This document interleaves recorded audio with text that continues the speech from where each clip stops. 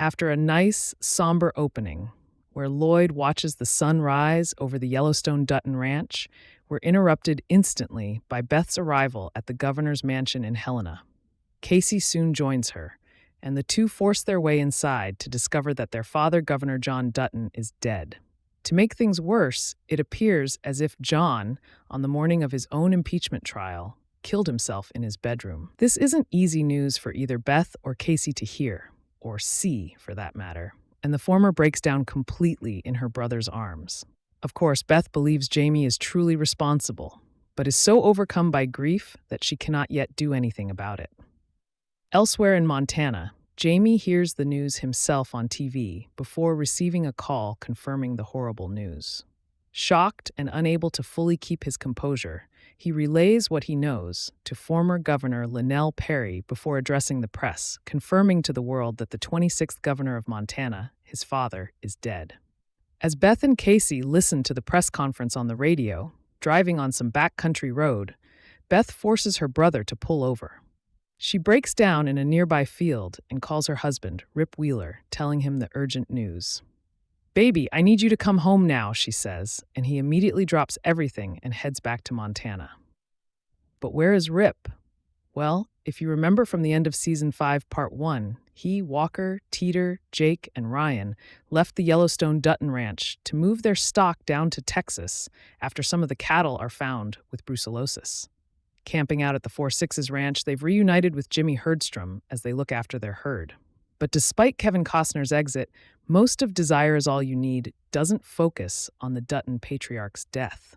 In fact, most of the episode takes place 6 weeks prior to these events, following different stories from where we left these characters after A Knife and No Coin. Down in Texas, the Dutton cowboys long for the mountains of Montana. After teasing Taylor Sheridan's next Western project, Walker sings a sad song one night as they look longingly at the stars, and no one wants to talk about love after having to leave their loved ones behind. As per usual, Kayce and his family have moved yet again. After relocating from the Broken Rock Indian Reservation to their home on the ranch, these Duttons then move back into town, and then back to the ranch, and then to their own plot of land closer to Billings. But after losing their child, also named John Dutton, at the beginning of Season 5, Kayce has brought Monica and Tate, who is frighteningly now of driving age, to their latest new home at the Dutton Ranch. Unlike some of their previous abodes, this one is a fixer-upper, and so far removed from the rest of the ranch that it's been abandoned for generations. As is often the case on Yellowstone, this is the only moment we get from Kayce's family in the entire episode. While Kayce himself is in most scenes with Beth in the present, the past is the only time we see Monica and Tate, and even then, just for this scene. They decide collectively as a family that this is the home for them, and that's the end of it. Oh, and Kayce sees a wolf in the yard, potentially alluding to his vision of their end from the end of Season 4. On a side note, Beth's only scene in the flashbacks involves her weaseling her way out of community service by being a menace. I get that these community service officers likely don't want to deal with someone as unhinged as Beth, but that's definitely not how that works. One major development that we get in the 6 weeks earlier section of the premiere is a better understanding of what actually happened to John Dutton. Though Yellowstone dances around actually showing John during this time period, everyone around him gets their time of day. About midway through, Desire Is All You Need, we catch up with Jamie's lover/market equities lawyer Sarah Atwood as she makes good on the conversation we last left her on at the end of A Knife and No Coin. Sarah travels to meet with series newcomer Grant Horton, though that's likely not his real name, who offers a more professional solution to the Dutton problem. Grant makes it clear that Sarah is the one responsible for this killing.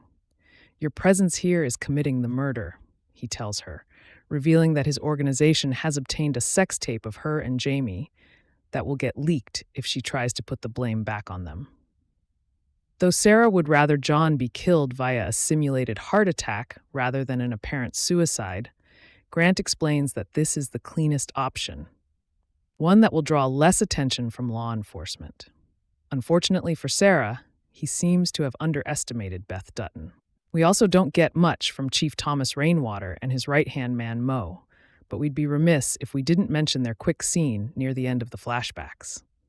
As Rainwater and Mo look out over the pipeline construction that has begun on the Broken Rock land, they note that the pipeline will run underneath the lake. This would make things easier to cover up if it were to burst. "This is the hill we die on," Rainwater explains, teasing an upcoming battle between the people of Broken Rock and the out-of-state intruders invading their native lands. Jumping back to the present, we catch up with a distraught Jamie, who returns home with tears in his eyes. Met by Sarah, he admits that he thought John killed himself out of guilt and grief over everything that happened between them. But we know that isn't the case. After Sarah reveals that their conversation at the end of A Knife and No Coin was the catalyst for John's assassination, she urges him on to greatness.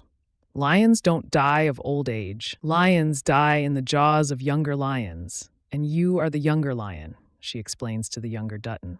In the end, he comes to terms with this, even though he still seems conflicted, now having lost not just one, but both of his fathers. On the Dutton ranch, Beth and Kayce discuss their next steps.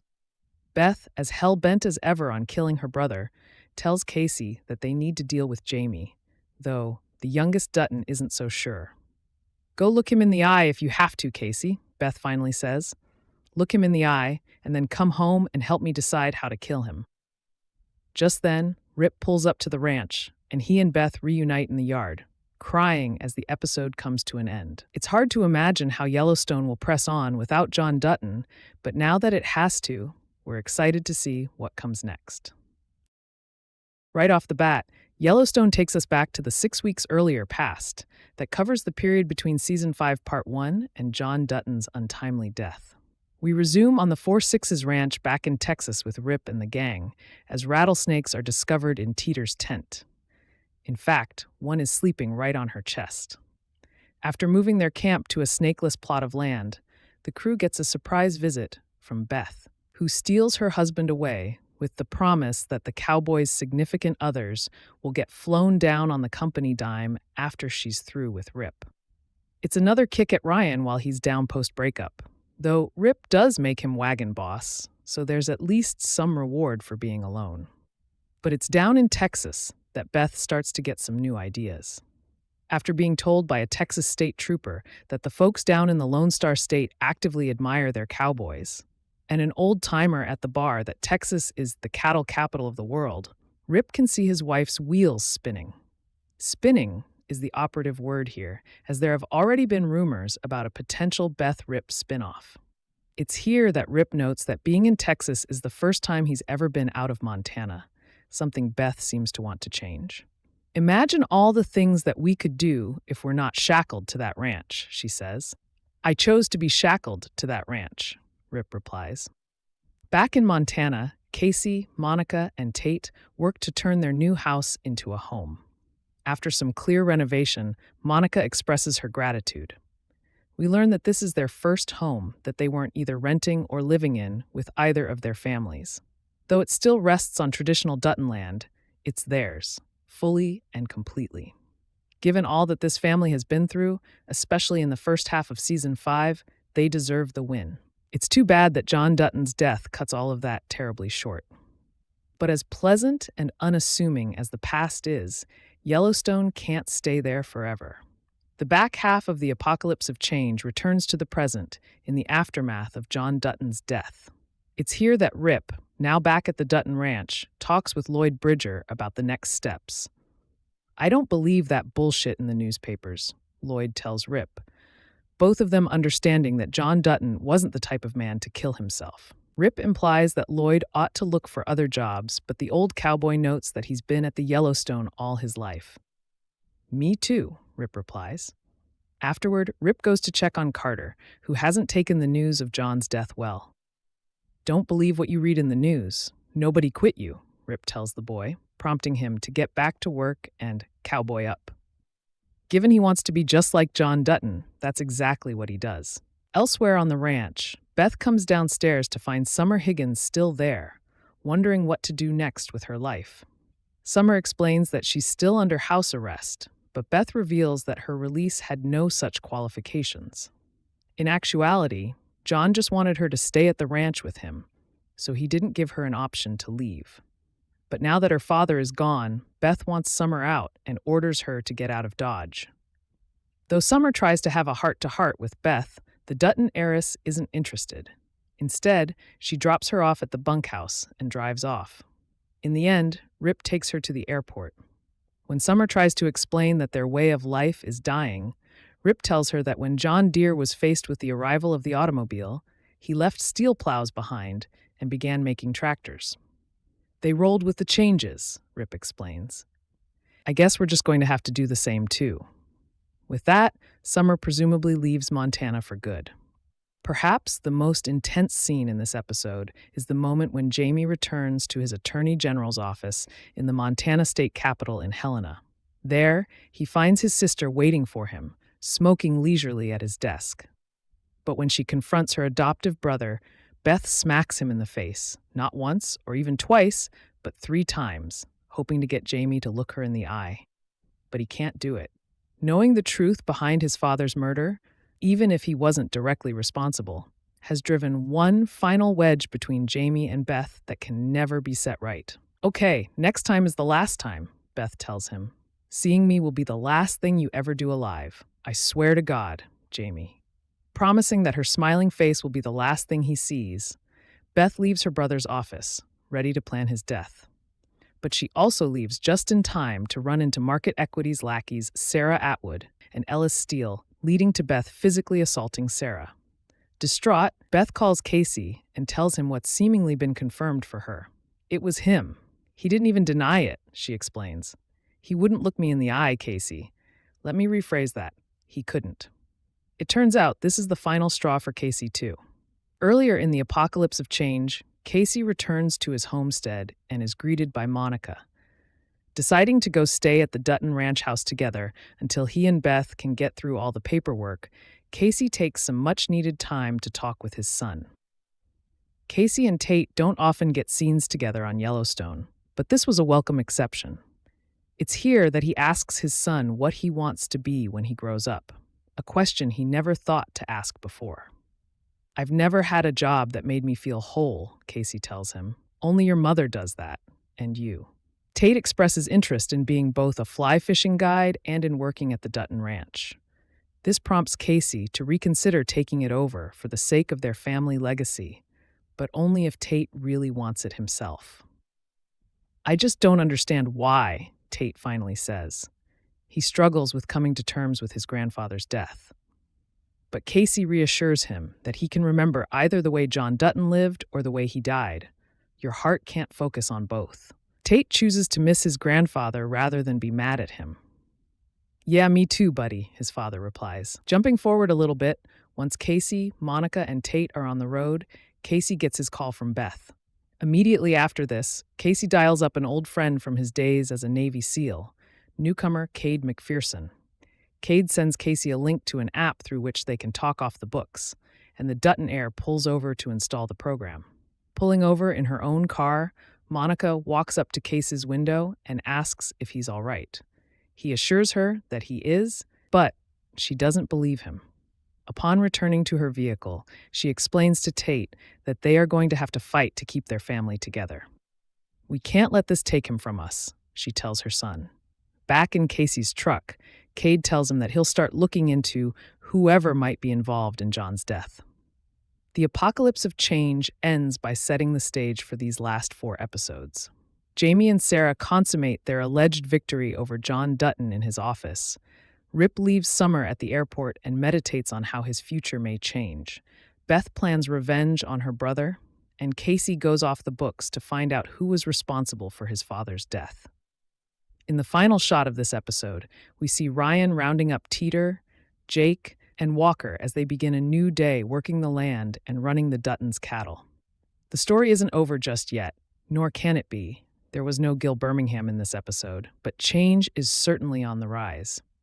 However Yellowstone concludes, we know that it's been a long time coming.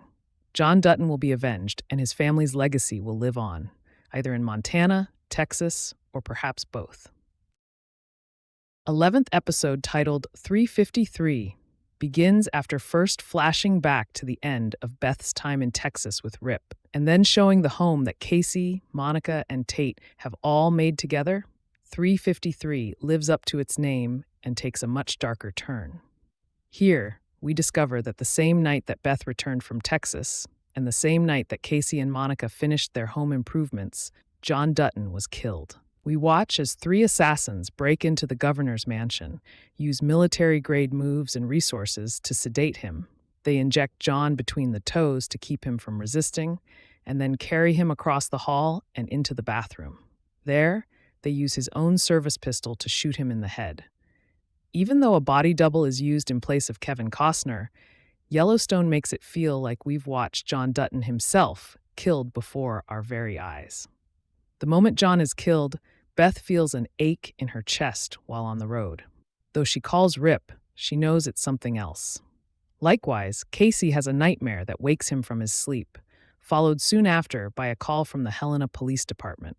But now that Yellowstone has caught us up on the past, it pivots back to the present as Jamie and Senator Linnell Perry continue to grieve John's death. Jamie agrees to meet with the new governor, Stephen Rawlings, hoping he will revoke the conservation trust that John had the Dutton land placed in. Rawlings agrees, hoping also to restore the lease originally provided to market equities. Jamie wants the state to forcibly take the Dutton land under eminent domain, but Perry doesn't believe they should. In fact, she's had a real change of heart. Despite having been the one who first made the deal with ME, Perry warns them not to make Montana's Paradise Valley into a tourist destination like Jackson, Wyoming, aka Jackson Hole, which can no longer sustain itself outside of that industry. After Perry walks out on Jamie and Rawlings' plans, John's former assistant Clara Brewer follows suit. Unable to work for a man willing to undo all the good her old boss had done, she asks the senator for a job. Perry agrees, but only before implying that she should use her current unemployment status as a means to warn others, presumably Kayce and Beth, about what Jamie and the new governor have planned for Montana, no longer bound by confidentiality agreements. It's then that a can of worms is finally opened. Ready to see what happened to his father for good, Kayce arrives at the morgue and demands to see the report and the body. Upon reviewing it, he requests a toxicology report with Detective Dillard's permission. Kayce pressures medical examiner Janice Everly into performing a new autopsy in front of him. When she does, treating it as if it were a homicide only after Kayce first uses some of his military moves to prove a point. She sees abrasions on John's toes, indentations on his back, and bruises on his calves. This does show signs that he was forcibly restrained, she admits, apologizing for having first missed it. "You're supposed to miss it," Kayce responds. With that, Kayce tells Beth he has to confront Jamie. "You leave him to me," she says, but her pleas fall on deaf ears. Barging into his brother's office, Kayce explosively throws Jamie across his desk. But before he can take another swing, Jamie tries to convince Kayce that he wasn't involved in their father's death. His argument is simple. Because he's no longer in the will, he would have no benefit from killing their father. "I do not benefit from a fucking airport," he explains. "The ranch benefits, which is to say, you benefit. Your son benefits." Rambling on, Jamie notes that he was just as shocked to hear about what happened. "I don't have anyone to share my grief with. I don't have family anymore. I don't have anyone," he cries. Sadly, he's right, and though he notes that Beth has poisoned them against each other, he fails to see the consequences of his own actions. In a final plea, he tries to convince Kayce that the best thing to do is to sell some of the land, noting that the entire Dutton legacy would be erased otherwise. It's here that Jamie tells Kayce that he still loves him, and that though they disagreed, he loved their father as well. "I could never do that to you. I could never do that, period," he concludes. "I hope not, Jamie," Kayce finally says, having been silent throughout Jamie's entire monologue. "I really do, for your sake and for mine." After Kayce leaves, the Helena Police Department issue a new statement to the press, announcing that John Dutton's cause of death has been officially changed from being marked a suicide to undetermined.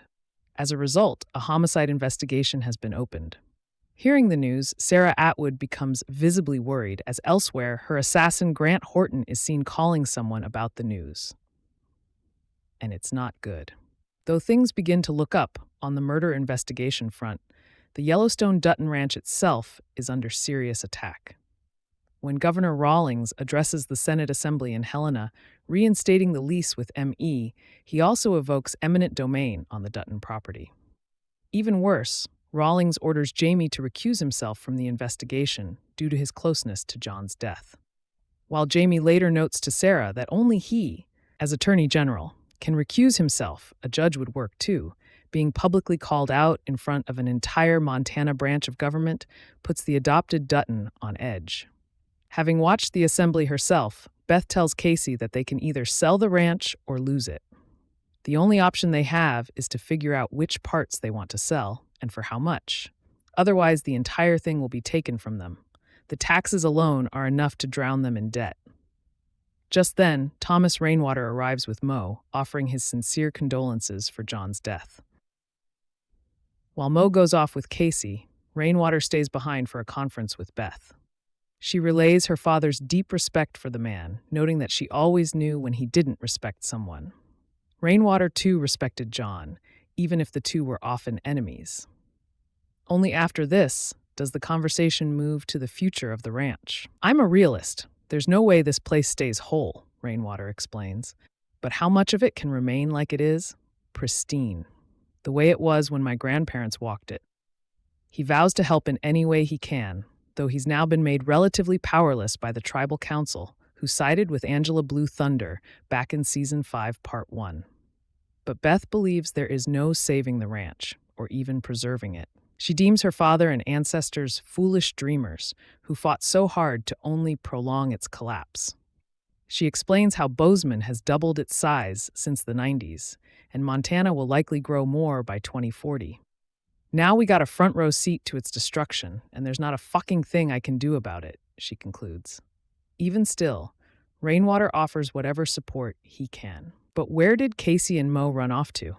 They took a walk to discuss the vision that Kayce had back in the Season 4 finale, grass on the streets and weeds on the rooftops. Back then, he told Monica that the vision would be the end of us, and now we have a better idea of what that means. Kayce tells Mo that he believes he's going to have to choose between his family and the ranch, something that isn't really much of a choice at all. Even still, he struggles to know when or how to make a decision like that. "You're not supposed to know yet," Mo tells him softly. "When the time comes, you'll know, and it won't feel like a choice at all. It'll feel like fate." Mo tells Kayce that when the moment finally does come, he'll smile because the choice will become so entirely clear. Elsewhere, Sarah buys a prepaid burner phone and returns to Jamie's house. Though she tries to contact Grant, every number he used before has been disconnected. Upon smashing her burner phone, she's scared by Jamie, who arrives, now furious with her. "What the fuck have you done to me?" he asks her, blaming her for putting the heat on him for John's death and now his political embarrassment. But Sarah tells Jamie to grow up and to start thinking like an attorney, noting that there's absolutely nothing that legally connects him to John's murder. "I took all the risk and I took it for you," she exclaims, referencing her meeting with Grant from Desire Is All You Need. Despite that, Jamie says it was all because of the millions she'll make on Emmy's airport deal. When Sarah implies that Jamie wanted the governor's seat so badly he couldn't care less about his father's death, Jamie slaps her. After slapping him back, she leaves. Driving away, Jamie calls Sarah and apologizes. "You have to trust me, Jamie," she says, "and start believing in yourself. You have nothing to fear. Nothing." But Sarah is gravely mistaken. The moment she tells Jamie this, a couple pulls up next to her asking for directions. Turns out they're assassins, likely sent on Grant's behalf to clean up any loose ends. Sarah is instantly killed while still on the phone with Jamie, who hears it all and weeps. 353 began with John Dutton's execution, and it ended with his death avenged and his murderer killed by the very people she had hired to do so. 12th episode, titled Counting Coup, opens with the Dutton cowboys, both in Montana and Texas, getting a start on the day. As Teeter and Colby Mayfield talk on the phone, the latter lets it slip that he actually loves Teeter. Despite their separation, she returns the sentiment as they join their respective outfits. As Lloyd and Carter discuss the ranch's future, Rip arrives and reveals his intention to sell some bulls and auction some horses. Though Lloyd wrestles with the news, wondering if they're going out of business, Rip believes that he's trying to save it. Uncle Sam wants his pound of flesh, he explains, and we don't want to give it to him in land.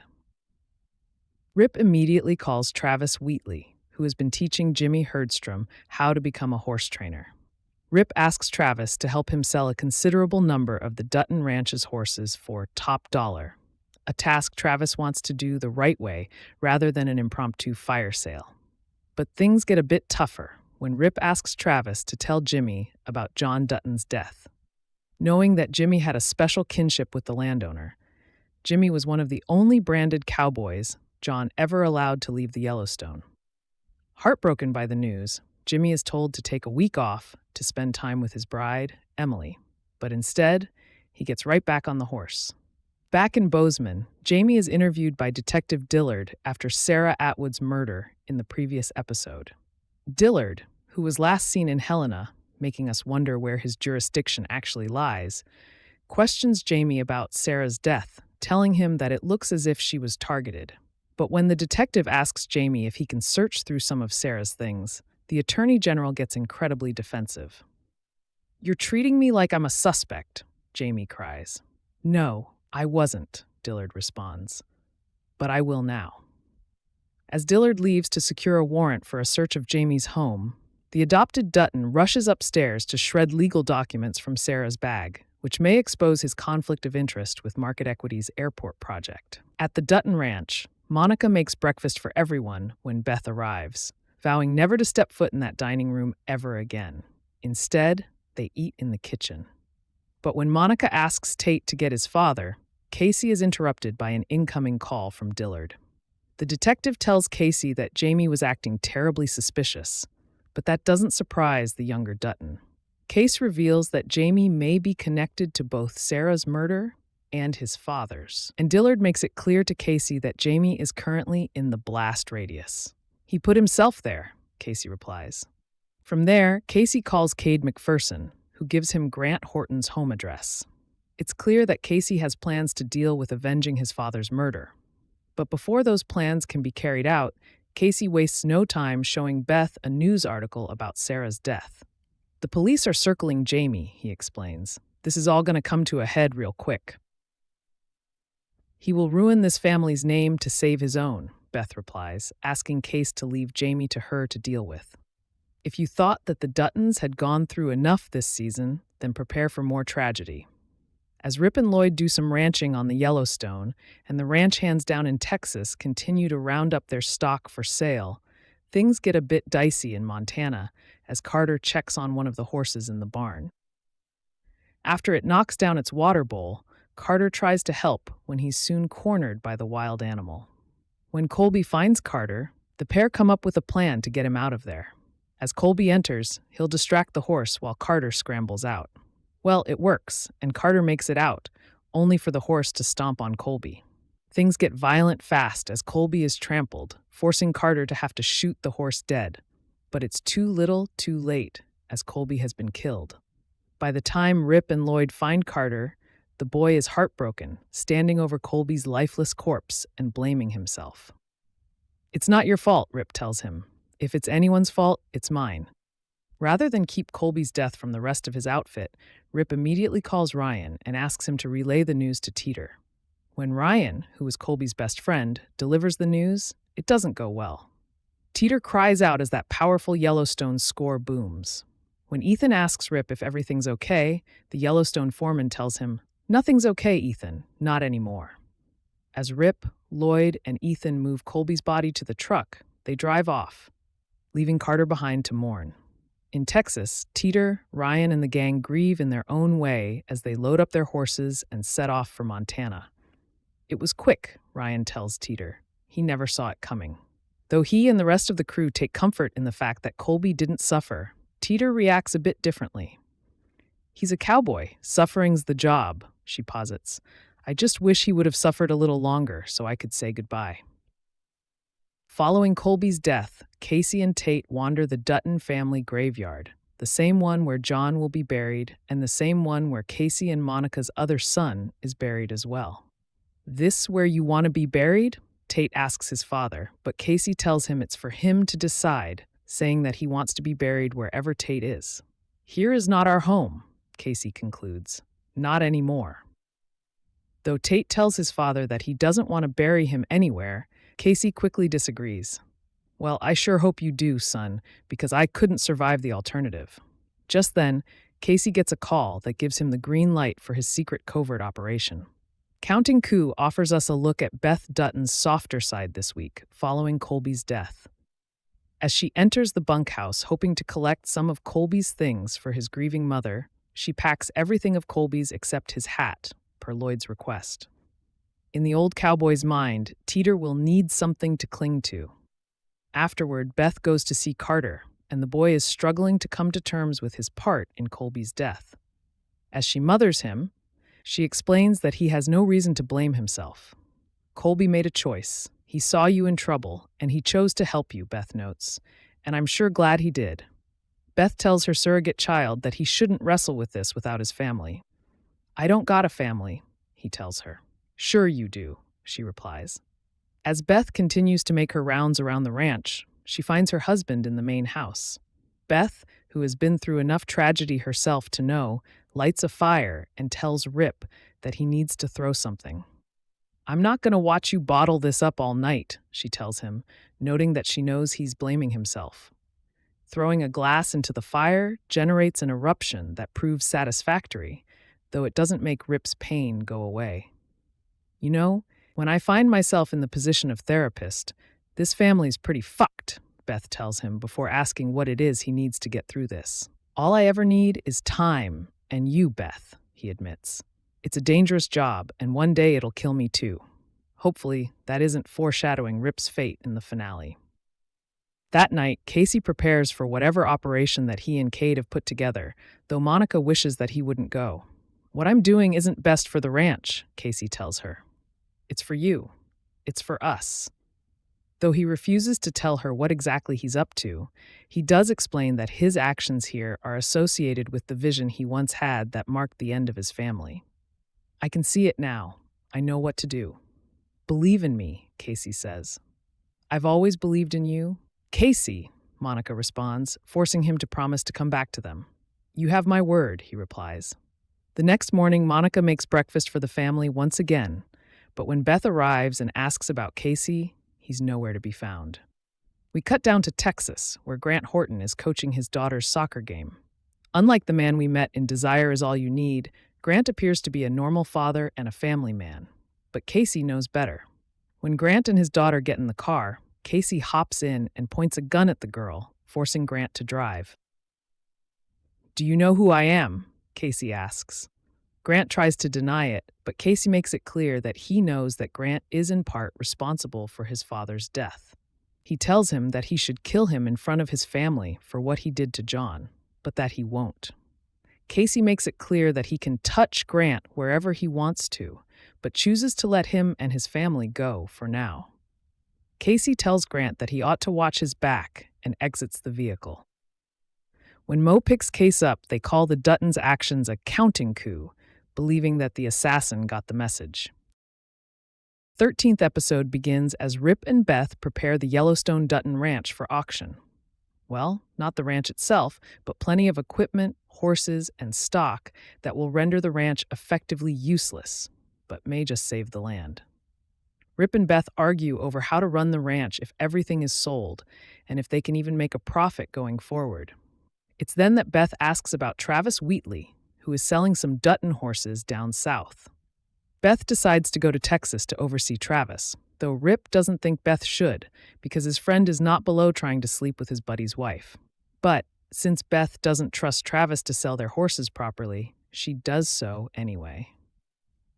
Give the World Away pivots to Thomas Rainwater and Mo as they watch over the advancing construction of the oil pipeline, a scene very reminiscent of the Season 5B opener, Desire Is All You Need. "There's nothing I can do to stop it," Rainwater laments. Nothing legal anyway. Rainwater says the best way to fight is by convincing people to stop selling piping.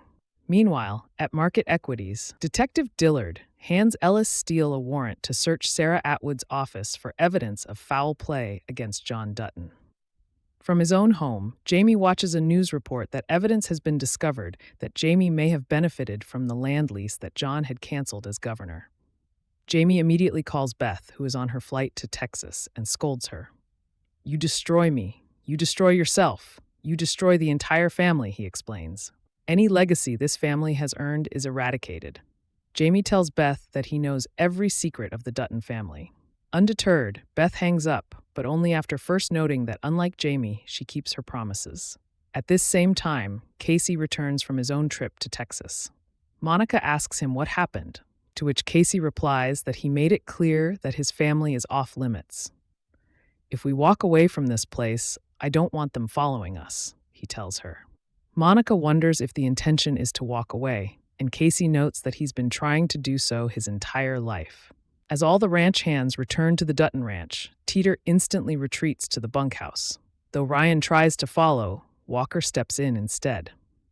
"Hating that horse isn't going to help," Walker tells Teeter, noting that, just maybe, Colby is still out there doing what he loves, doing it forever. Fans who remember Elsa Dutton's fate at the end of the prequel series 1883 might agree. Just then, Lloyd offers Teeter Colby's old hat, which she soon dons herself, rejoining the rest of the cowboys. Outside, Ryan asks Rip about Colby's death. Though Rip explains how Colby saved Carter, he concludes with, "It's just cowboying. That's it." Rip tells Ryan that he did a good job in Texas, and that wagon boss should be on his resume. Down south, Beth arrives at the Bosque Ranch.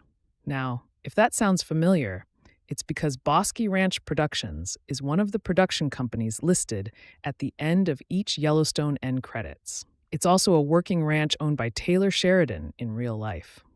By the time Beth finally catches up with Travis, he's in the middle of a strip poker game, ignoring their Brazilian buyers. Beth soon gets him up and running, and he thrives at the showing. When Beth asks Travis's girlfriend, Sadie, why she's with him, she explains that it's all about how he rides. After Beth watches Travis work, she starts to understand the appeal herself, especially after he sells the Dutton Ranch's horses for $3 million by posing his maintenance crew as opposing buyers. Even if he is sort of the worst, that's smart business. Afterward, Beth asks Travis to come back to Montana for the auction, believing that what he pulled in the Bosque Arena would help the Yellowstone as well. Beth knows that nobody can put on a horse show quite like Travis, and he agrees to the task, but only if they play their own game of strip poker for it first. Irritated, Beth says Rip will kill him, but Travis thinks Rip will find it funny. Although Beth loses, he stops her from stripping and instead offers his help with no strings attached. Back in Montana, Rip asks Lloyd to stay on and help build it back from nothing. Though the rest of the hands will be out of a job, Rip is fighting to keep Lloyd and Carter around. "Thank you, boss," Lloyd answers. "It means more to me than you know." "I know what it means to you," Rip replies. "That's why I asked." That night, Jamie sits outside his baby mama and former campaign manager Christina's house before she brings him inside. With their child James asleep, Christina asks if Sarah was responsible for John's death. Jamie confesses the truth, only for Christina to ask why he didn't just arrest her. Lying to both of them, Jamie says that it's because he was afraid of those Sarah hired to kill his father. After her assassination, he doesn't know what to do. "The only reason I'm helping you is because we share a child," Christina tells Jamie, ordering him to call a press conference and spearhead an investigation into both Sarah and John's deaths. The only way for Jamie to get out of this relatively unscathed, Christina says, is by denying the affair and accusing those spreading those rumors with disinformation. "Praise your father's convictions, herald his love for Montana and its people. Declare his death more than just a murder. It is an outright defiance of the rule of law," Christina explains. She tells Jamie that he should publicly brand John's death the murder of the people of Montana's freedom. She also tells Jamie that he must connect Sarah to the murder and make sure the world believes she acted alone. With his entire future at stake, Jamie leaves with a new mission. By the time Beth returns home, she asks her husband how Travis could even be his friend. Rip reminisces about his earlier years after Beth left Montana and explains how he and Travis first met. Rip had been defending a former girlfriend and found himself surrounded by cowboys, only for Travis to stand beside him and fight back. The Texan cowboy went so far as to go back into the bar and retrieve Rip's hat afterward, despite being a bloodied mess. The next day, at the auction, Beth tells Monica that they're going to have to start selling off pieces of the land to cover their debt. Kayce butts in and tells his sister that the coroner's office called about their father's body, which Monica offers to deal with to spare them the pain. Beth remarks to Rip that the funeral will be small and will be held after the auction. Speaking of the auction, it's quite the party. With music provided by the Oklahoma band the Turnpike Troubadours, everyone has a grand old time. After the showing, the ranch hands, including Jimmy and his wife Emily visiting from the 4-6s, all get together and wonder about the future. But while some, such as Walker, see potential on the horizon, Ryan and Teeter both struggle with their grief, unable to fully move on after Colby's death. Speaking of grief, Beth has a heart-to-heart with Senator Lionel Perry that evening, who admits that she's been to more funerals on this ranch than anywhere else in the state. Though John's funeral is intended to be a private event, Beth invites Lionel to attend, as the senator had been one of her father's oldest friends. As the music continues, Kayce and Monica dance together. It's here that Kayce tips his hat regarding a different plan to save the Yellowstone, one that he believes guarantees the future. "I know in my heart it's going to work," he tells Monica, "and I know it's the right thing." Leaving us on the edge of our seats, the episode pivots to Rip and Beth as they watch Teeter distance herself from the rest. This prompts Beth to help the other woman grieve, knowing that the men will just try to fix it by asking her out to a fancy bar so they can mess with some out-of-towners.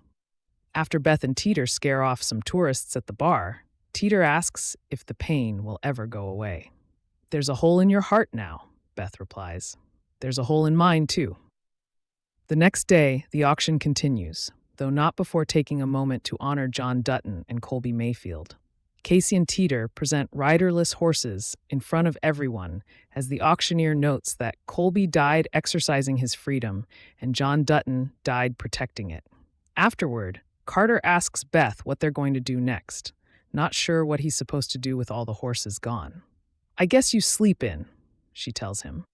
When Beth catches up with Kayce, she notes that the ranch earned about $30 million, which may keep them around for another year. But the conversation quickly takes a different turn. "You promise me something?" Kayce asks her. "Don't spend a dime of your money or anything you've earned on this place. Not a dime. You can't save it that way." Beth agrees, but before Kayce goes, he brings up a business question, wondering if the taxes one pays on an item are based on the value of that thing or simply what you bought or sold it for. The question sparks something in Beth, who seems to be picking up on Kayce's secret plan to save the Dutton Ranch. Kayce asks his sister to give him some time, just to be sure, and soon tells Monica that he believes the only way to save the Yellowstone is to give it away. 14th episode opens on Mo and a huge horse-riding army galloping towards a construction site, covering their tracks as they go. They reach the water pipeline now running through the land, taking it apart and moving it elsewhere. They also hijack the crane on the construction site, moving the pipes around and sinking them all into the lake. This is a protest. Meanwhile, on the ranch, everyone is in the bunkhouse laughing, reminiscing, and having a good time. Thankfully, Travis has to head back to Texas, taking Jimmy and Emily with him. Teeter runs out and asks Travis for a job, and he tells her to ask Jimmy what it's like working for him. Despite Jimmy's warnings, she tells him she'll be in Texas in a week. Rip, Beth, and Carter return to the house, where Beth shows Rip a little ranch she's found in Dillon for them to move to. Still, she doesn't explain to him what their plan is for the Dutton Ranch just yet. The next morning, Beth gets a call that shakes her. It's the funeral home, telling her that John's body is ready for them. She doesn't want a full funeral service, just the family, the cowboys, and Lionel Perry. In the bunkhouse, the cowboys tell Rip what their new plans are, with Rip giving them their final paychecks. Together, they then dig John Dutton's grave. Kayce makes his offer to Rainwater in his car. Thomas Rainwater checks in with Mo about the pipe-moving operation the night before. Clearly, his goal is to try and get some public attention on the matter, rather than it being ignored. They pull up to Monica and Kayce's house, where the family meets them on the porch. Kayce then explains his proposition. They can't afford the inheritance tax, and Rainwater can't afford to buy it. So he offers the ranch at a price of $1.25 per acre under two conditions: that Kayce keeps the East Camp and that the Yellowstone Ranch can never be developed on or sold again. Rainwater agrees, promising Kayce he'll take care of the ranch for both their ancestors. Together, they make a blood pact, cementing the deal. It's the Dutton prophecy. Back at the ranch, Lloyd and Rip sit and contemplate the future. Rip offers Lloyd a room when they get their future home, but Lloyd wants to stay working in the Yellowstone Park, one way or another. Jamie is at home, working on his speech in which he'll publicly address the foul play in John Dutton's death, spinning it to free him from any guilt or wrongdoing. The Duttons also get dressed and ready for John's funeral. Finally, the time comes. Everyone is waiting at the stables where John's casket sits. Beth cries at the sight of him. Taking a moment, she talks to him and explains she's done her best to keep the ranch by selling it to Rainwater, telling him, "We won." Carter holds Beth's hand as they take John down to the graveyard, burying him beside his wife Evelyn and son Lee. Before they put him into the ground, she also whispers to him, "I will avenge you." Everyone says their goodbyes, with Rainwater vowing he will protect the land for him. Back at the house, Beth gets dressed in jeans and a t-shirt, grabs bear mace and a knife, and storms out of the house. Meanwhile, Rip is filling up the grave, but stops to say thank you to John, promising to take care of Beth. Meanwhile, Jamie is at a press conference, giving his well-practiced speech. He plays into the will of the people angle, waxing lyrical about justice for John, making it seem like it's firmly on the side of avenging him. While Ryan is saying goodbye to everyone, Rip suddenly realizes where Beth has gone and speeds off in his car with Lloyd in tow. He gets hold of Beth on the phone, telling her to pull over before she gets there, but she ignores him and keeps going. On the radio, Jamie listens to a news report about his speech, which appears to have worked in the court of public opinion. But his relief is quickly forgotten when he arrives home and is attacked by Beth. She beats him with a crowbar and sprays him with the bear mace.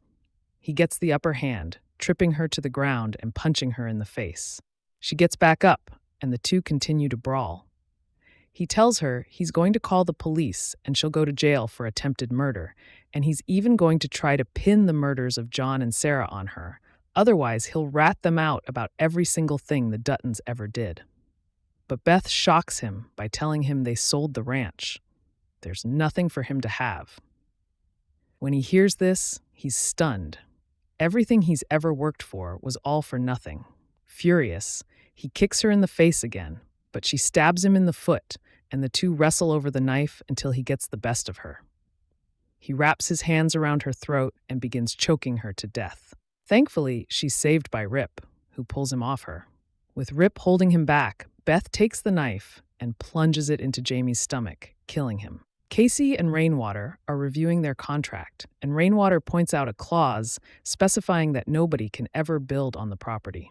Finally, the Yellowstone is protected. Overcome with emotion, Kayce walks outside and cries. He throws his livestock commissioner badge into the wilderness, free at last.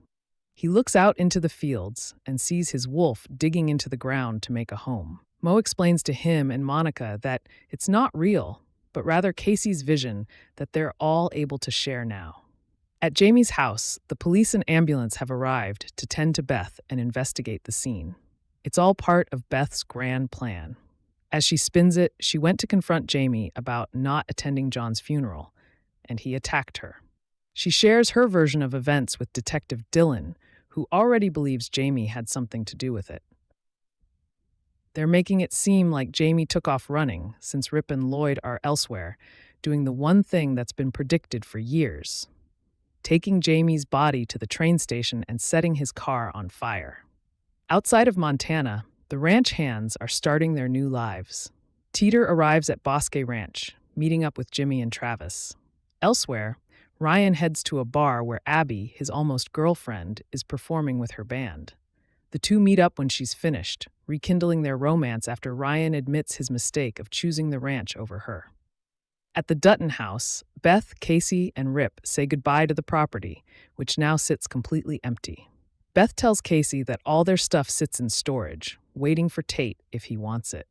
As he drives out, he finds Rip removing the ranch's sign for him, but Kayce rejects it, wanting to start his own brand instead. Once all the Duttons are gone, the reservation workers come together to start dismantling and renovating the house. They celebrate the return of their land, and Rainwater stands there teary-eyed, looking out at the park. Mo spies some kids knocking down the gravestones in the Duttons' burial ground.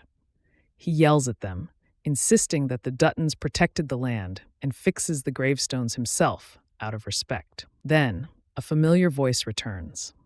Elsa Dutton talks over images of the park, recounting the Dutton prophecy and how her father agreed 141 years ago that the land would be returned to the people after 7 generations.